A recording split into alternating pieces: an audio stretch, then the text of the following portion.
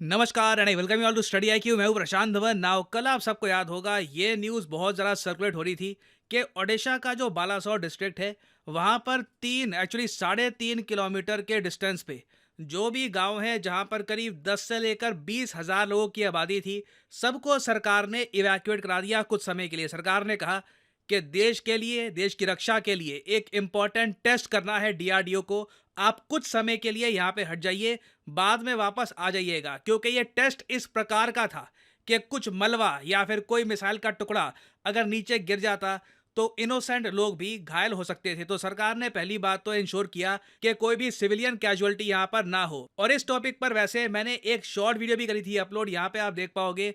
आज कुछ बड़ा करने जा रहा है DRDO, क्योंकि जैसी ये न्यूज़ सामने आई कि 20,000 लोगों को इवैक्यूएट किया जा रहा है, लोगों ने एंटिसिपेट कर दिया कि ये कोई आम टेस्ट नहीं है। ये ऐसा नहीं है कि कोई मिसाइल बस हम कहीं पे दाग देंगे। डेफिनेटली इंडिया कुछ अनयूजुअल टेस्ट करने वाला है। और यहाँ पे इन दी एंड बात सच साबित हुई।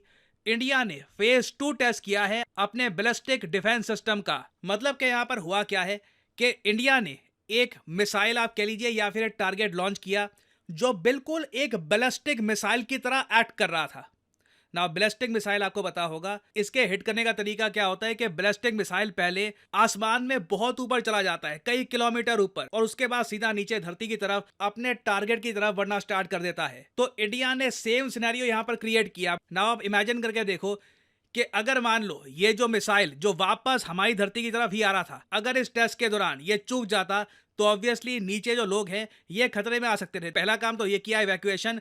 उसके बाद जो फेज 2 है हमारे बैलिस्टिक डिफेंस सिस्टम का, इसके अंडर इस टारगेट को हवा में ही डिस्ट्रॉय कर दिया गया। और आपको कोई वीडियो, कोई क्लिप दिखेगी नहीं जहां पे जो ये टारगेट है इसे हमारा ballistic missile defence system destroy कर रहा है, क्योंकि ये आसमान में बहुत ऊपर हुआ है, कई किलोमीटर ऊपर हुआ है। और भारत ये सब करके कोशिश ये कर रहा है कि कल को हमारा दुश्मन मान लो एक 5,000 किलोमीटर क्लास का मिसाइल दागता है भारत की तरफ, मान लो चाइना करता है, चाइना बीजिंग या फिर किसी और शहर की तरफ से एक मिसाइल लॉन्च करता है 5,000 किलोमीटर की रेंज वाला, तो उस मिसाइल को आसमान में ही डिस्ट्रॉय करने की जो एबिलिटी है ये हम लोग डेवलप कर रहे हैं एक बैलिस्टिक मिसाइल डिफेंस सिस्टम से। और मैं आपको ये बता दूं, भारत अभी बस टेस्टिंग स्टेज पे है।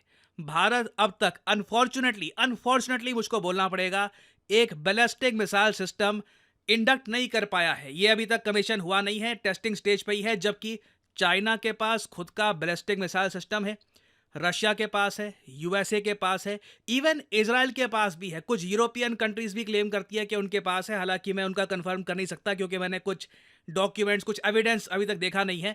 बट इन 4 कंट्रीज के पास तो खुद का मिसाइल डिफेंस सिस्टम है, बैलिस्टिक मिसाइल डिफेंस सिस्टम है। इंडिया अभी भी इसको डेवलप कर रहा है ना। मुझे पता है यहाँ पे आप लोग सवाल पूछोगे, मिसाइल डिफेंस सिस्टम हमने S-400 रशिया से ले तो लिया है, तो वो तो सारी प्रॉब्लम्स का सोल्यूशन है, तो हमें ये सब डेवलप करने की क्या आवश्यकता है। समझाता हूं आपको, बहुत डिटेल में समझाता हूं। आई एम श्योर आपने आकाश मिसाइल डिफेंस सिस्टम के बारे में बहुत बार सुना होगा ना। ये जो मिसाइल डिफेंस सिस्टम है इसकी रेंज रफली आप मान के चलीजिए 30 किलोमीटर के आसपास है। ये आप कह लो इंडिया का लास्ट लाइन ऑफ डिफेंस है। मान लो चाइना ने इंडिया की तरफ एक मिसाइल दाग दिया, सबसे पहले हमारी कोशिश होनी चाहिए कि जो हमारी बैलिस्टिक मिसाइल डिफेंस सिस्टम की शील्ड है वही इसको डिस्ट्रॉय कर दे, जो अभी तैयार हुई नहीं है, जिसको हम टेस्ट कर रहे हैं। मगर मान लो जब वो तैयार हो जाएगी तो that will be India's first line of defence.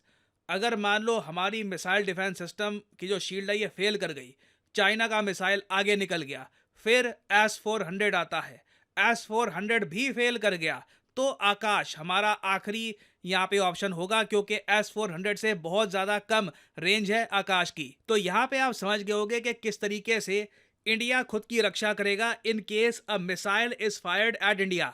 अब अगला सवाल यहाँ पे आपका ये आएगा, चलो ठीक है बैलिस्टिक मिसाइल डिफेंस सिस्टम ये हम कर रहे थे टेस्ट, मगर हर जगह ये क्यों लिखा हुआ है कि ये फेज 2 था। फेज 2 का क्या मतलब होता है, समझाता हूँ आपको। देखो, जो हमारा बैलिस्टिक मिसाइल डिफेंस सिस्टम होगा इसके 2 फेजेस होंगे, जी हाँ 2 लेयर्स होंगी। क्योंकि जब बैलिस्टिक मिसाइल किसी कंट्री की तरफ बढ़ रहा होता है, 2 बार कोशिश की जाती है एटलीस्ट कि उसको आसमान में ही डिस्ट्रॉय कर दिया जाए, S-400 मिसाइल डिफेंस सिस्टम को यूज करने की आवश्यकता ही ना है। तो हमारा जो बैलिस्टिक मिसाइल डिफेंस सिस्टम है जिसको हम तैयार कर रहे हैं, इसका फेज 1 है PAD, जिसकी फुल फॉर्म है पृथ्वी एयर डिफेंस। ये टेस्ट करने के बाद इंडिया उन एलीट ग्रुप ऑफ कंट्रीज में आ गया था जिसने आसमान में ही एक बैलिस्टिक मिसाइल को डिस्ट्रॉय कर दिया था। नाउ पृथ्वी एयर डिफेंस के बाद आता है AAD, मतलब कि एडवांस एयर डिफेंस। तो अभी जो हमने टेस्ट किया है ये फेज 2 का टेस्ट किया है। तो जो ये 2 लेयर्स हैं ये देखो भारत की रक्षा करेगी। नाउ अगेन यहाँ पे आप पूछ सकते हैं क्या ये जो बैलिस्टिक मिसाइल डिफेंस सिस्टम है क्या ये फुल प्रूफ है? ऑब्वियसली नहीं। अगर फुल प्रूफ होता तो हम अग्नि मिसाइल क्यों बनाते?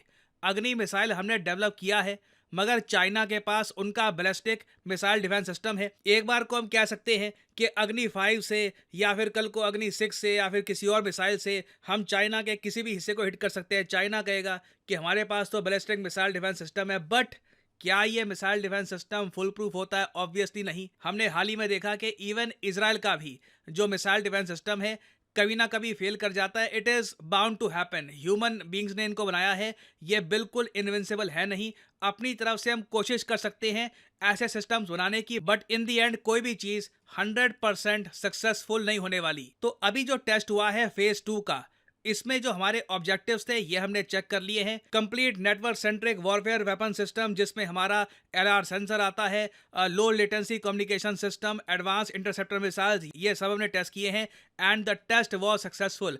अब अगला क्वेश्चन यहाँ पे आपका आएगा, फिर कब हमारा BMD तैयार हो जाएगा? Ballistic missile defence system Bharat को कब मिल जाएगा? टाइम लगेगा अभी, मोस्ट प्रॉब्ली ऐसे 3-4 और टेस्ट हम करेंगे। हम इंश्योर करेंगे कि हमारा missile defence system international standards को मीट करता हो, उसके बाद ही इसे डिप्लॉय किया जाएगा। और इंटरेस्टिंग बात मैं आपको बताऊं, कारगिल वॉर जब हुई थी ना 1999 में, उसके बाद इंडिया ने इजराइल से बात करी थी कि इजराइल आपके पास बैलिस्टिक मिसाइल डिफेंस सिस्टम है एरो 2 के नाम से। उस वक्त उनके पास एरो 3 नहीं आया था, एरो 2 था उस वक्त। तो इंडिया ने कहा कि आप ये हमको सेल कर दो। इजराइल तैयार हो गया मगर यूएसए ने लास्ट मोमेंट पर डील कैंसिल करवा दी। यूएसए ने वीटो कर दिया कि नहीं, इंडिया को बैलिस्टिक मिसाइल डिफेंस सिस्टम नहीं बेचना। उसके बाद ही हमने ये लंबी जर्नी स्टार्ट करी और आज 2024 तक हम यहाँ पे आ चुके हैं। लंबा रास्ता तय करना पड़ा। इनडायरेक्टली यूएसए को थैंक यू बोलना पड़ेगा। थैंक यू हमारे लिए मुश्किलें क्रिएट करने के लिए, ताकि हम सेल्फ रिलायंट बन पाए। आज के समय हम किसी पर निर्भर नहीं हैं, ये हमारी खुद की टेक्नोलॉजी है। और मैं आपको बता दूं, आज की दुनिया में जहां पर कई देश हैं जिनकी बॉर्डर्स की कोई रिस्पेक्ट नहीं है, अंधाधुन वहां पे मिसाइल गिरे जा रहे हैं, आप भारत में चैन की नींद सोएंगे क्योंकि हमारी आर्म फोर्सेस इंश्योर करती हैं कि India remains a safe country. तो इसे बिल्कुल भी अंडर एस्टिमेट मत करिएगा, बहुत ही ज़्यादा स्पेशल अकॉम्प्लिशमेंट है ये। और आने वाले समय में आप देखोगे हमारा BMD और डेवलप होगा। और फाइनली आप लोगों से मैं यहाँ पे क्वेश्चन पूछूंगा कि एक टाइफून है जिसने हाल ही में बहुत डिस्ट्रक्शन कॉज करी है चाइना में, फिलीपींस में और ताइवान में। आपको बताना है कि इस टाइफून का नाम क्या है। ये है यहाँ पे आपकी ऑप्शंस, ग्यामे, बोरा, सिरेन या फिर बायलू। बहुत ज़्यादा न्यूज़ में ये आज के समय। कमेंट सेक्शन में करिए आंसर। जो लोग सही आंसर देंगे उनकी कमेंट को मैं हार्ट दे दूंगा ताकि बाकी लोग समझ पाएं कि सही आंसर क्या है। और हाँ, यहाँ पर मैं ये भी ऐड कर दूं कि बहुत सारे स्टूडेंट्स की ये रिक्वेस्ट थी कि एक प्रतिज्ञा इवनिंग बैच चाहिए, एक ऐसा बैच जहाँ पर जो लाइव क्लासेस हैं ये मॉर्निंग की जगह इवनिंग में हो। तो स्टडी IQ आपके लिए लेके आया है पहली बार प्रतिज्ञा evening batch for UPSC aspirants. ये बैच बहुत ही यूनिक है क्योंकि यहाँ पर स्टडी IQ ओपनली आपको कहता है प्रीलिम्स क्लियर होते ही हम सारा पैसा आपका रिफंड कर देंगे और मेंस इंटरव्यू की तैयारी में भी स्टडी IQ आपकी प्रिपरेशन में इन्वेस्ट करेगा। स्टडी IQ आपको दिल्ली में इनवाइट करेगा। आप स्टडी IQ के साथ मिलकर प्रिपेयर कर सकते हैं फॉर मेंस एंड इंटरव्यू।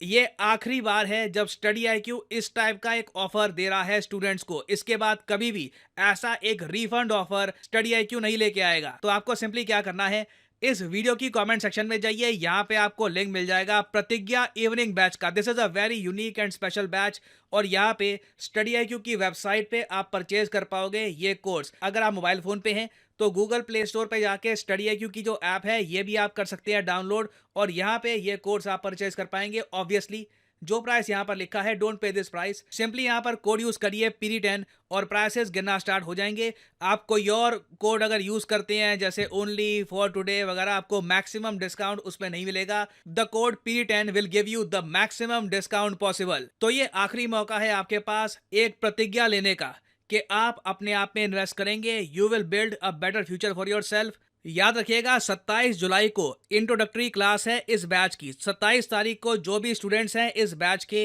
ये इवनिंग में एक लाइव सेशन के लिए तैयार हो जाएंगे। आपके ऊपर है कि क्या आप खुद में इन्वेस्ट करना चाहते हैं। Do you want to join दो स्टूडेंट्स?